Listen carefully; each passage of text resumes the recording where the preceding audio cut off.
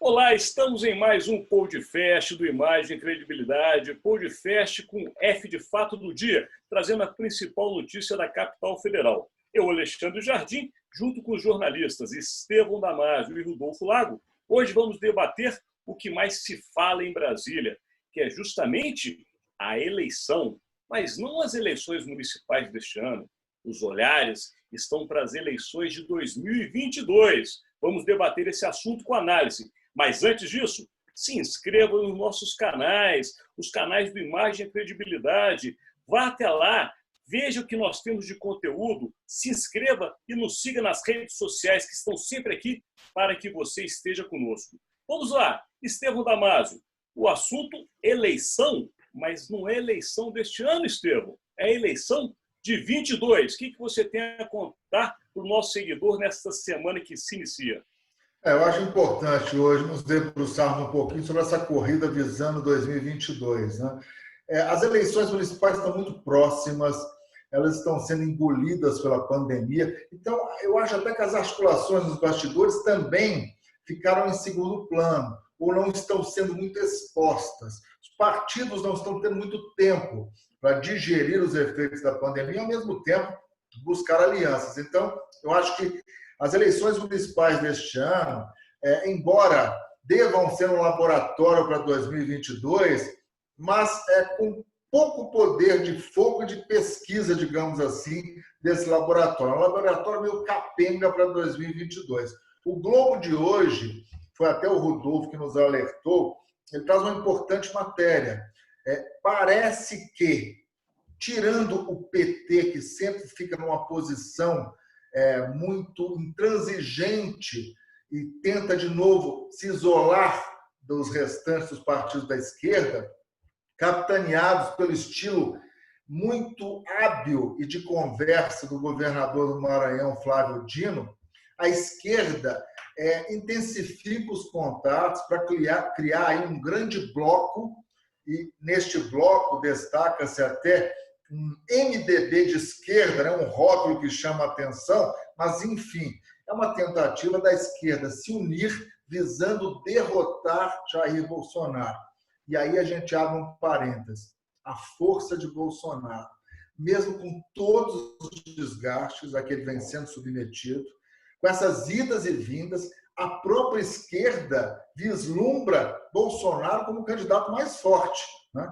Então, é para ficarmos atentos a esse movimento da esquerda e aos movimentos da direita, porque com a Aliança Brasil, o partido que Bolsonaro quer oficializar, ainda no papel, ele olha para 2022. E se até lá o Aliança Brasil não decolar, Jair Bolsonaro já adiantou que tem um plano B. Então vamos ouvir Rodolfo Lago, porque o que me chamou a atenção foi justamente o que você terminou de falar na sua análise. Como que o presidente é tão assustador assim para a oposição, se nem mesmo uma legenda ele tem hoje? O que você tem a acrescentar dessa informação, Rodolfo? O que me chama a atenção, o presidente estar sem legenda e pensando em 22 sem um partido político.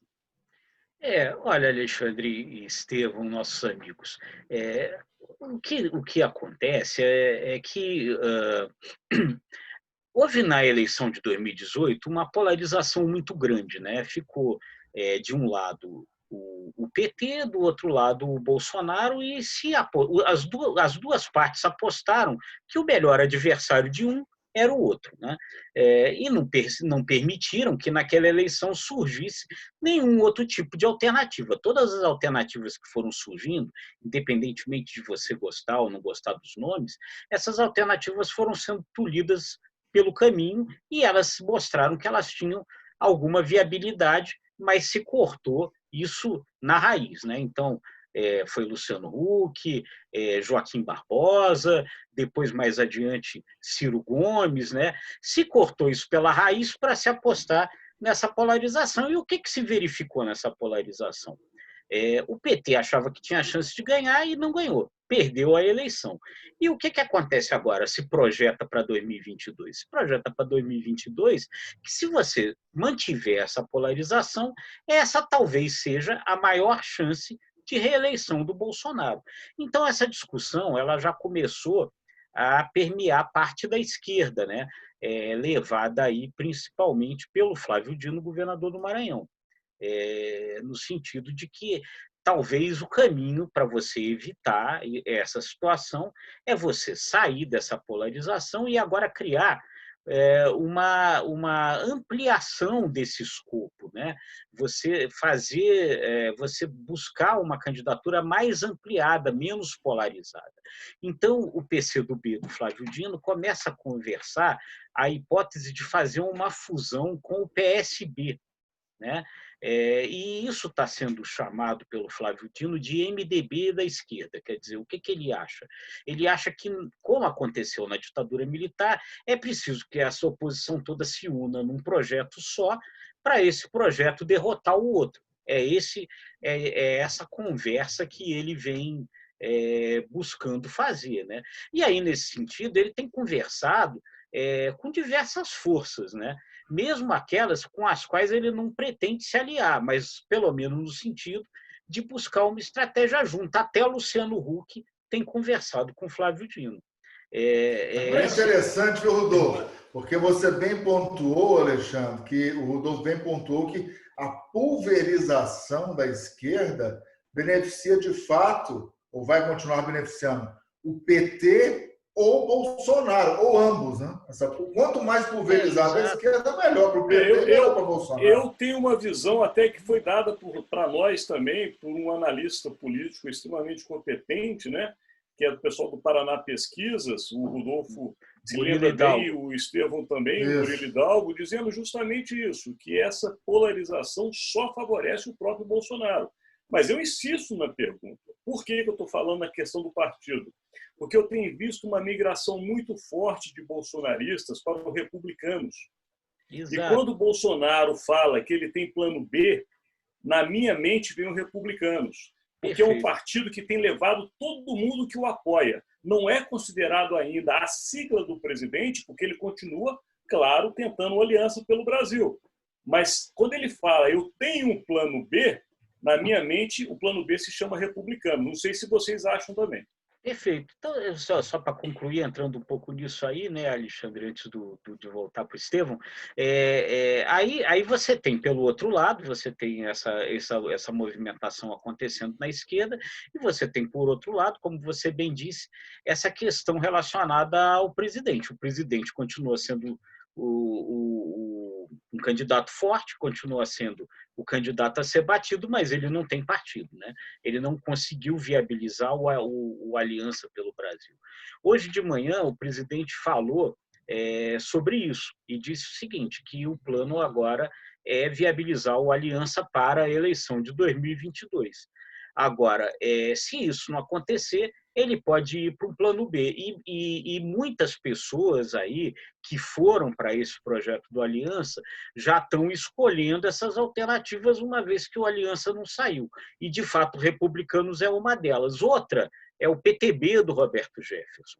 Já fez um convite ao próprio Bolsonaro para se filiar. Bolsonaro está estudando isso, então a gente não deve descartar também essa outra possibilidade que é o PTB do Roberto Jefferson. Eu tenho uma observação nessa sua análise, que eu acho perfeita, mas a minha observação é o seguinte, não sei se vocês concordam. Roberto Jefferson é uma águia da política, independente de ser a favor ou contra, ele é um cara que é um profissional do ramo, vamos falar assim, né? E ele manda no partido. Bolsonaro não é um homem, pelo que já demonstrou, de aceitar rédeas de ninguém. Se ele vai para um partido que tem um chefe, né, um coronel político, ele fica nas mãos de Roberto Jefferson. Eu acho que para Bolsonaro, o caminho dele ser dono do partido é o que mais o agrada.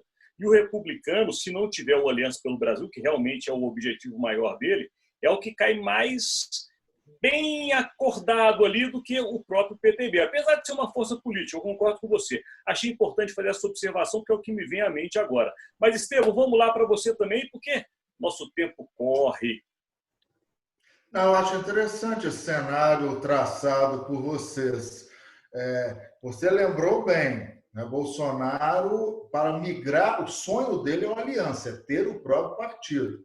Porém, se não for possível, ele não vai abrir mão de ter as rédeas nas duas mãos da legenda que o acolher. O Republicanos, me parece, ter a pauta conservadora, ser uma legenda muito pragmática, estar mais aberto a receber um novo líder supremo, digamos assim.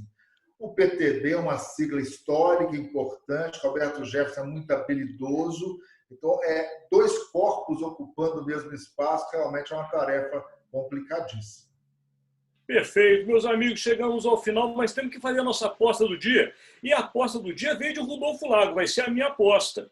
A aposta que o Rodolfo Lago nos trouxe através de uma matéria muito bem escrita e colocada no Estado de São Paulo e replicada pelo Jornal de Brasília, traz o Moro como o grande bicho-papão, que o Centrão estaria indo para o governo com medo de Moro. Portanto, a minha aposta é: Centrão vai chegar mais forte essa semana. E a questão do Ministério do Meio Ambiente, eu continuo achando, vai ser resolvida em menos tempo que a gente imagina. E pode ser mais o nome do Centrão. Qual a sua aposta de hoje, Rodolfo Lago? Eu acho que é bom a gente acompanhar mesmo. Eu acho que esse crescimento do Centrão, você tem toda a razão, ele deve continuar. Eu estou apostando muito no avanço da discussão da reforma tributária. Eu acho que a reforma tributária vai ser, agora se torna a grande pauta de discussão do Congresso a partir dessa semana. E você, Estevão, aposta em que hoje? Eu vou também para o Congresso, além da reforma tributária. Começam os grandes desafios do novo ministro da Educação, né? Há uma celeuma em torno da votação do Fundeb, o Fundo de Desenvolvimento da Educação Básica, tem gente querendo adiar, não votar, enfim. Ele começa a ser colocado à prova no relacionamento com o Legislativo.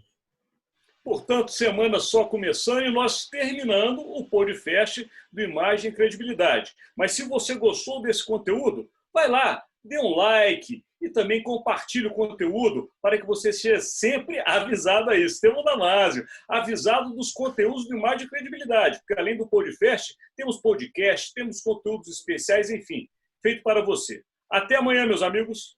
É isso aí. Ative o sininho lá no YouTube. Bem lembrado.